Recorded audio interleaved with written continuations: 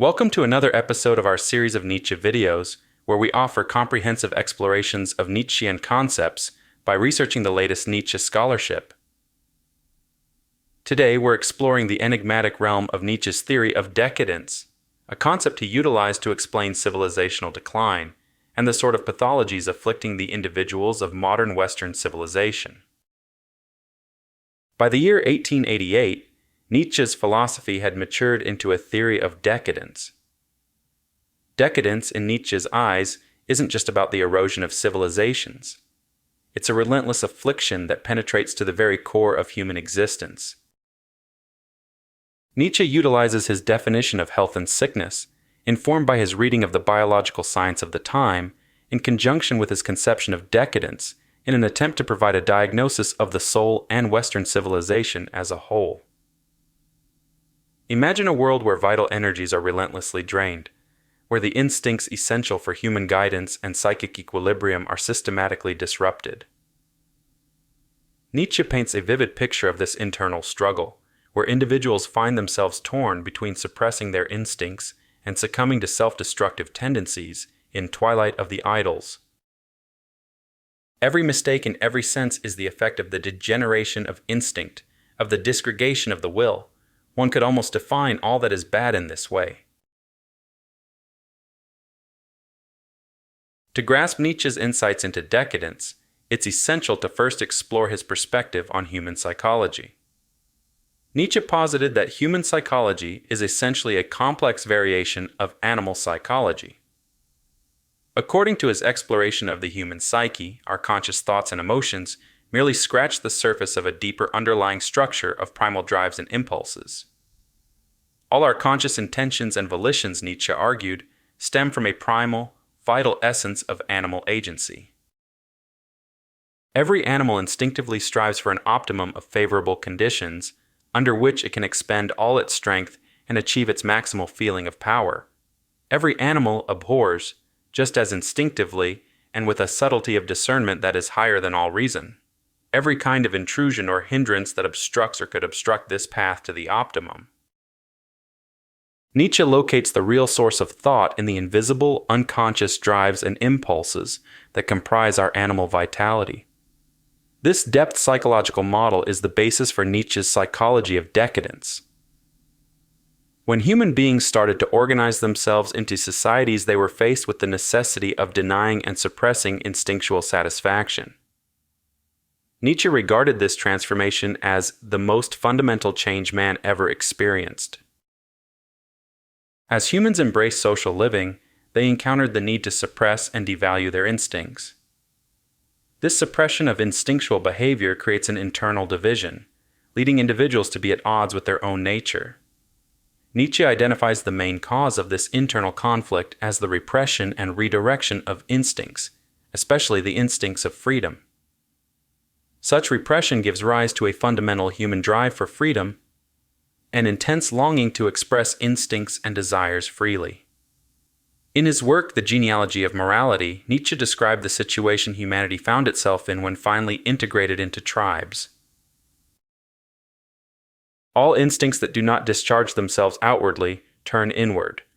This is what I call the internalization of man.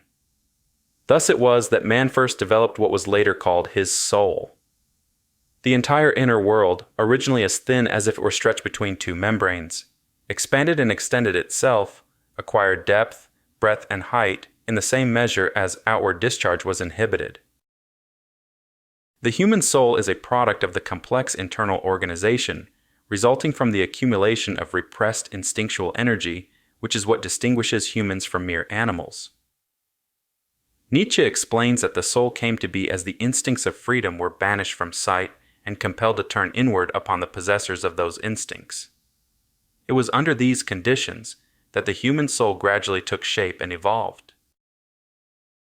Describing the response of human animals to the repressive demands of civil society, he explains that in this new world they no longer possessed their former guides, their regulating, unconscious, and infallible drives. They were reduced to thinking, inferring, reckoning, coordinating cause and effect, these unfortunate creatures. They were reduced to their consciousness, their weakest and most fallible organ. The quest for peace and security demands a sacrifice. Humans must forfeit their innate state of well-being and the internal equilibrium tied to the natural release of our primal drives. Nietzsche viewed consciousness as a novel organ for governing these primal drives, allowing early humans to adhere to society's restrictive taboos. Consciousness serves as a fragile tool for humans to manage their animalistic vitality by introducing new instinctual frameworks that impose an artificial order on our inherently amoral drives and impulses. In his earlier philosophical works, Nietzsche employs the terms instincts and drives interchangeably, leading to some ambiguity in his statements. However, by the period of Twilight of the Idols, Nietzsche refines his terminology, distinguishing instincts from the primal drives of naturalistic origin. Here, instincts are defined as the artificial mechanisms of self-regulation imposed upon an individual's innate drives by cultural norms. Nietzsche saw culture as a tool for introducing new instinctual frameworks aimed at replicating a more naturalistic form of internal regulation within individuals. Nietzsche offered a contrasting view to the Christian notion of original sin when he described the soul's origins. In Nietzschean psychology, the soul is characterized by self-division and fragmentation. According to him, human suffering doesn't stem from some primordial sin, but from the degree to which humanity has strayed dangerously from their innate drives. Consciousness, he believed, is a feeble organ, largely dispensable, and the soul a form of incurable illness. This condition gave rise to what he termed bad conscience, a state of inner turmoil resulting from the repression imposed on our natural drives by societal norms. Thus began the gravest and uncanniest illness, from which humanity has not yet recovered, man's suffering of man, of himself, the result of a forcible sundering from his animal past, as it were a leap and plunge into new surroundings and conditions of existence, a declaration of war against the old instincts upon which his strength, joy, and terribleness had rested hitherto. The task of imposing a strict instinctual regiment on the natural drives and impulses through what Nietzsche calls the morality of mores is what occupied the entire prehistory of humanity. Modern humans are the outcome of a lengthy process of refining instincts, of rigorously imposing order upon the spontaneous expression of their natural impulses. Culture, in essence, aims to furnish individuals with an artificial alternative or counterpart to the natural impulses relinquished in exchange for societal peace and security. In Nietzsche's economic model of the soul, the drives serve as the bedrock upon which the psyche is built. They are like a wild river coursing through the landscape of our being. However, it's only when a framework of instincts or values is erected, akin to the construction of sturdy levees and channels, that the soul takes on a coherent form. While the drives represent the untamed source of vitality, instincts act as the architects, sculpting and directing this torrential flow. The instincts are like the banks of a river, guiding and containing the natural currents of our vitality. Without these instinctual structural boundaries, the soul would resemble a raging flood, lacking direction and purpose.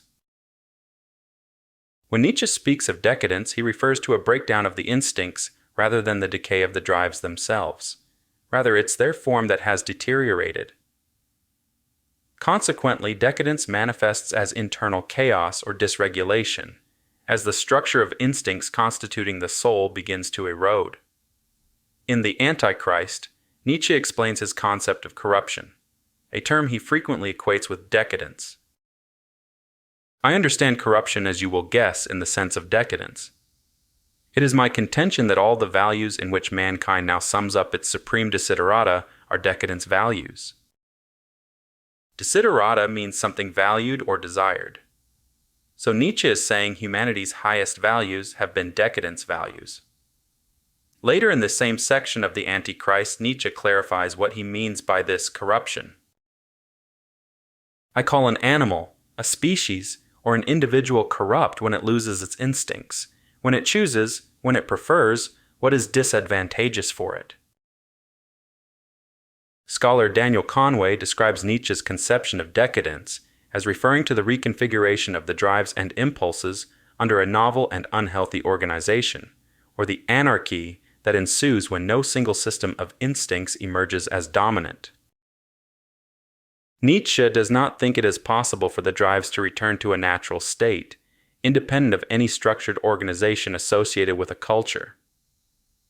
The human being is dependent on some form of psychic organization due to the fact that a human being is defined by an artificially imposed structure to control the expression of its embodied vitality. The human soul is a product of training and cultivation, in accordance with the repressive demands of civilization, and cannot be imagined as independent from such conditions.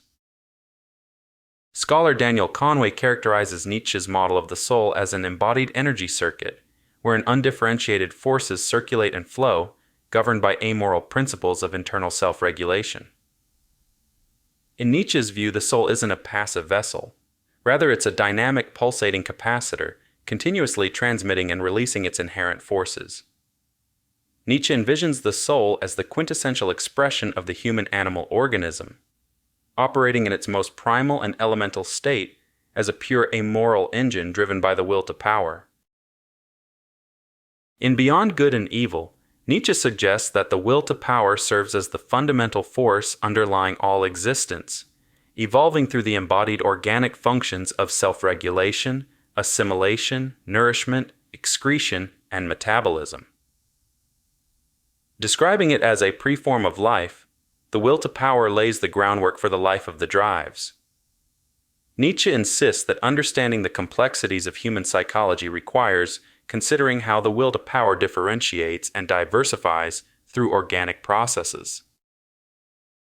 At the organic level of the will to power's development, which we may call physiology, the soul operates like a capacitor. It channels quanta of force through its network of drives and impulses. These quanta of force, regulated by the prevailing instincts, embody the vitality of individual human beings. Essentially, the drives serve as pathways for transmitting the will to power, guided by the instincts during acts of the will, which in turn evoke feelings of empowerment and effectiveness. The soul's natural essence lies in the spontaneous expenditure of energy through bursts of creative self-expression. This is its primary function, according to Nietzsche. He associates this energy expenditure with a sense of power. Increasing one's power means harnessing greater amounts of the soul's vitality and channeling it outward through acts of creativity and self-expression. Thus, repression and inhibition impede the release of these energies, diminishing the feeling of power. Nietzsche suggests that what we commonly refer to as will is essentially this sense of power, reflecting our perception of causal efficacy. As the soul is structured by the drives, there must be organizational principles capable of harnessing these wills to power and directing the innate energy of the soul outwards in acts of willful self-expression. A quantum of force is equivalent to a quantum of drive, will, effect. More, it is nothing other than precisely this very driving, willing, effecting.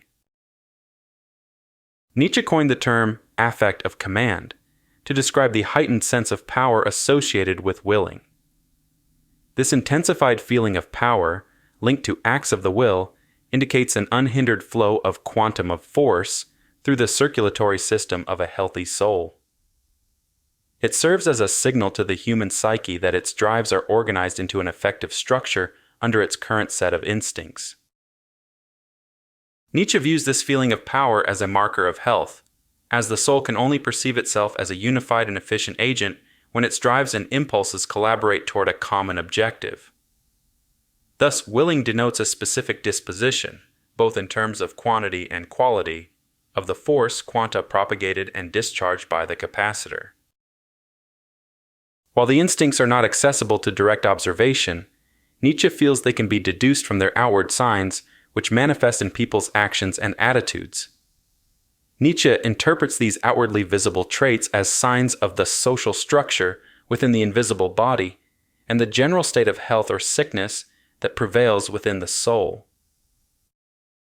The values of a human being betray something of the structure of his soul and where it finds its conditions of life, its true need.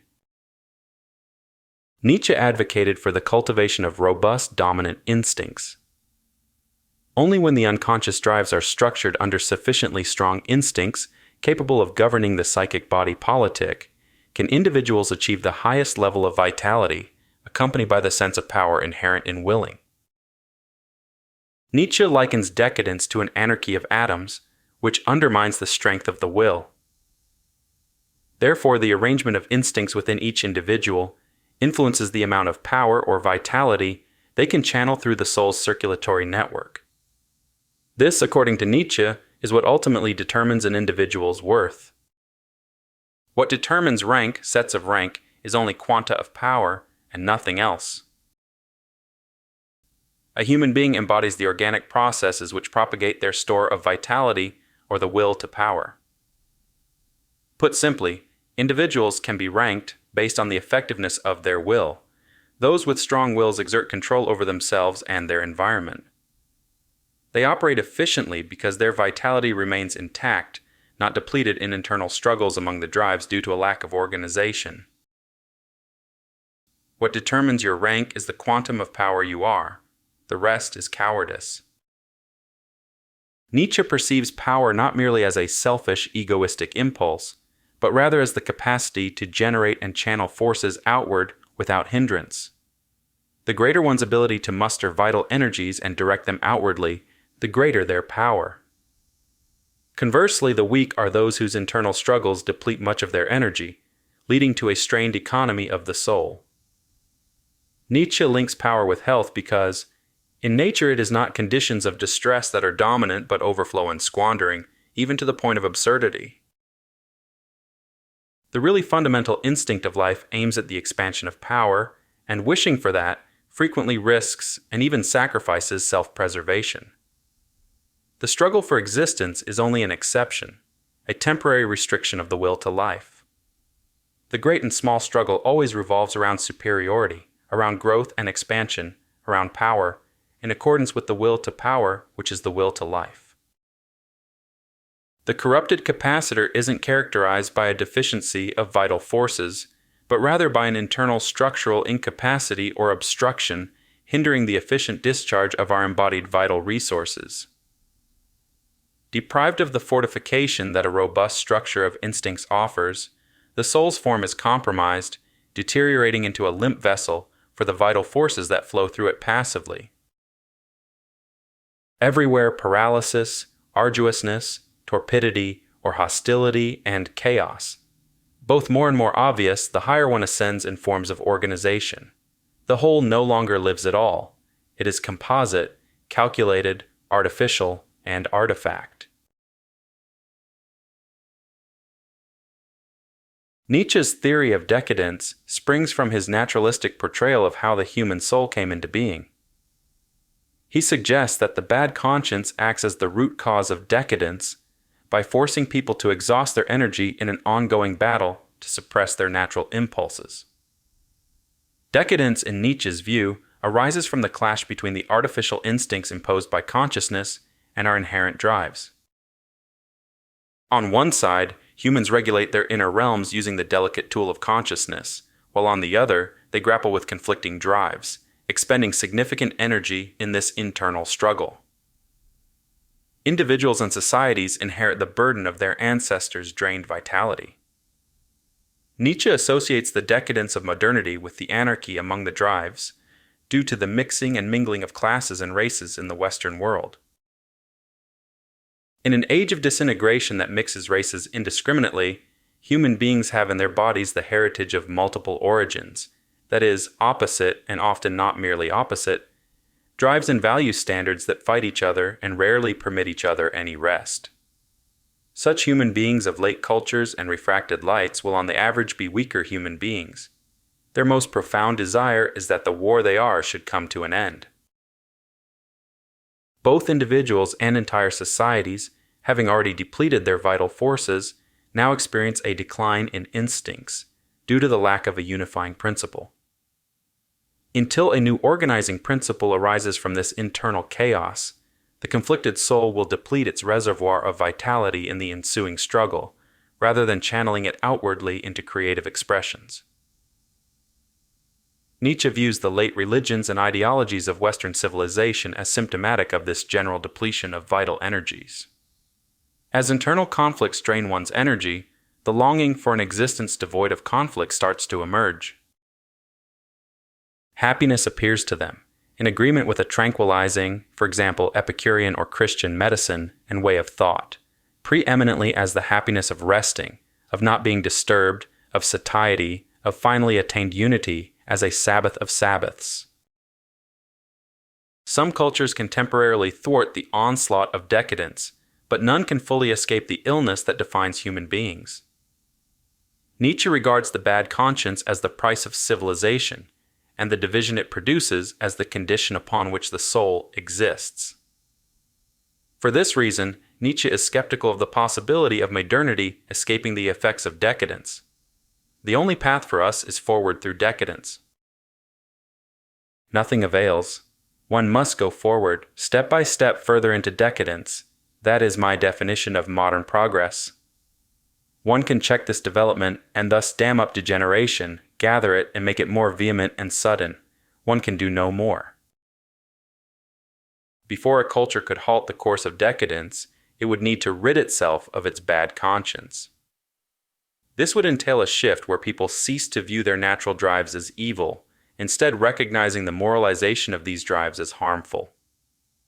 Nietzsche's connection between decadence and the bad conscience informs his critique of morality as well. Morality has only furthered the march of decadence. It is the evil eye for all our natural impulses. Man has all too long had an evil eye for his natural inclinations, so that they have finally become inseparable from his bad conscience.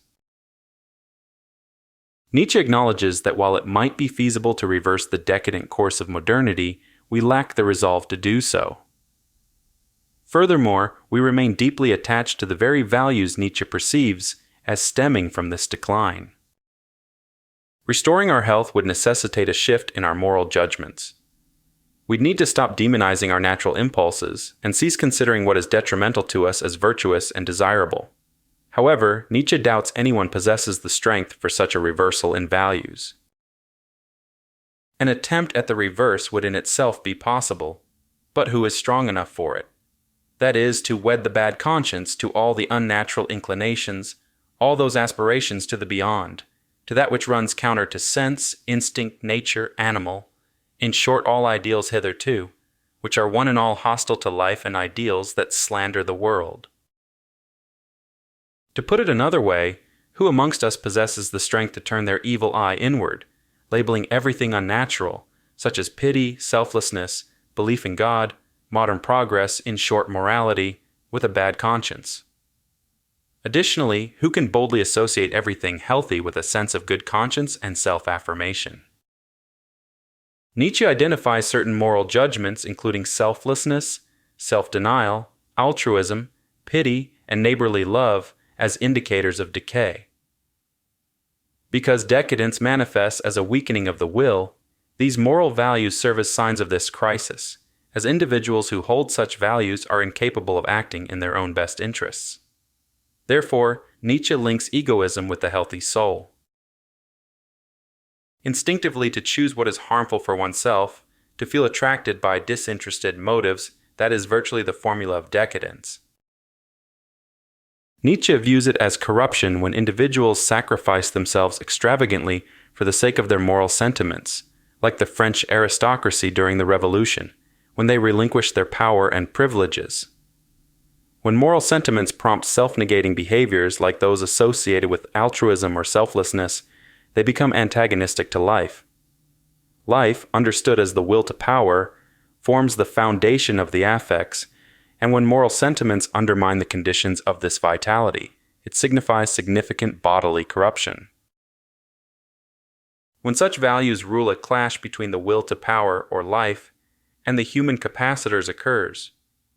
The will to power is like a raging river, which is temporarily channeled through our structure of instincts, the capacitor, but the will to power is ultimately an untamable force. It will eventually wear down any regime of instincts imposed upon it, releasing a relentless surge of vitality. Like a river, it will eventually destroy dams and canals constructed to harness its power. In the absence of a structure to channel its destructive force, the invisible body of drives discharges its quanta of will to power at the expense of the soul's structural integrity and health. As the soul is compromised as an effective capacitor for channeling the will to power from our drives, the effectiveness of the will is diminished, and we become passive conduits of the vital sources of our drives and impulses. The structure of our will is weakened to such an extent that an attempt of harnessing our full vitality would be self-destructive. Throughout Nietzsche's works, he consistently critiques moral and political schemes aimed at reversing or curing modernity's decay. Modernity lacks the resources needed for such a redemptive task.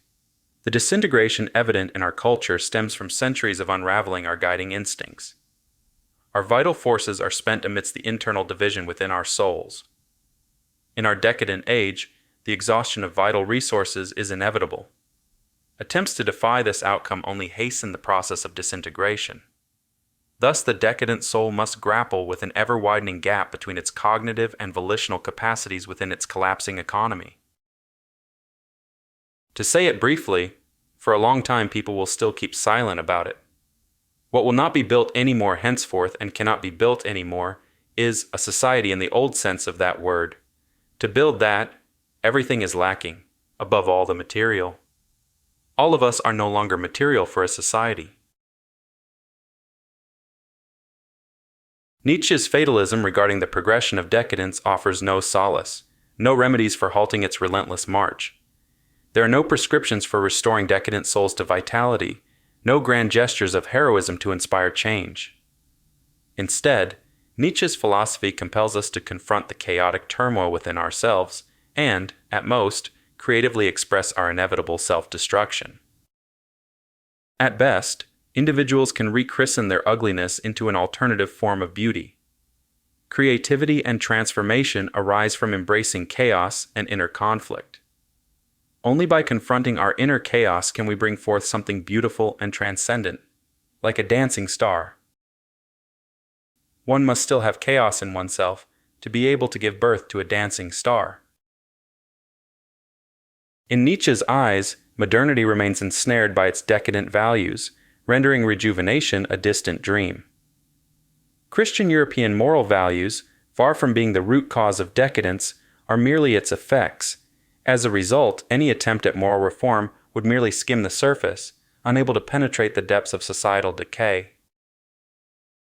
It is a self-deception on the part of philosophers and moralists if they believe that they are extricating themselves from decadence when they merely wage war against it. Extrication lies beyond their strength.